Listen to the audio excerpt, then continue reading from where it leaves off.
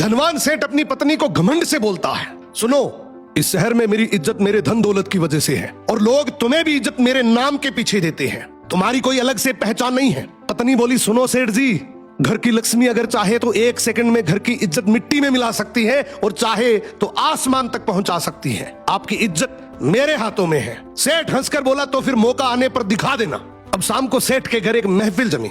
मित्र, रिश्तेदार, जान पहचान वाले लोग हंसी ठिठोली कर रहे थे। तभी अचानक सेठ का सबसे छोटा बेटा जोर जोर से रोने लगा। सेठ ऊंची आवाज से बोला, ये बच्चा क्यों रो रहा है? पत्नी बोली, आपका बेटा बार बार खिचड़ी मांग रहा है, जबकि अभी थोड़ी देर पहले इसने भरपेट खाया है। घर में बाकी लोगों का भी तो सोचना है, सब कुछ इसे ही कैसे दे दूं?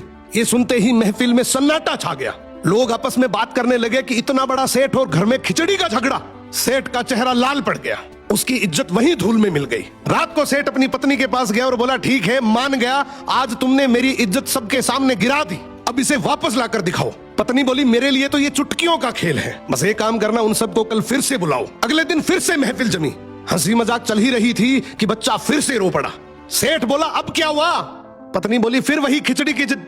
इस बार सेठ मुस्कुराकर बोला, तो फिर खिचड़ी लाकर दो, मैं अपने बेटे को हाथ से खिलाऊंगा और साथ में सभी मेहमानों को भी खिचड़ी परोस दो। पत्नी ने तुरंत रसोइयों को आदेश दिया, बड़े ठाट बाट से हांडियां लाई गई, मेहमानों को कटोरी में खिचड़ी परोसी गई। लेकिन वो साधारण खिचड़ी नहीं थी, उसमें केसर की खुशबू, बादाम, काजू, पिस्ता, किशमिश और घी की महक। ये खिचड़ी नहीं बल्कि एक शाही व्यंजन था। सभी मेहमान एक दूसरे को देखकर सोचने लगे, इनके घर की खिचड़ी ऐसी है तो इनके भोजनों का स्तर कैसा होगा। सेठ के घर की रहीसी की चर्चा पूरे शहर में फैल गई। सेठ अपनी पत्नी के सामने हाथ जोड़कर बोला, मान गया, घर की औरत चाहे तो इज्जत बना भी सकती है और बिगाड़ भी। सो घर की इज्जत पति और पत्नी मिलकर बनाते हैं।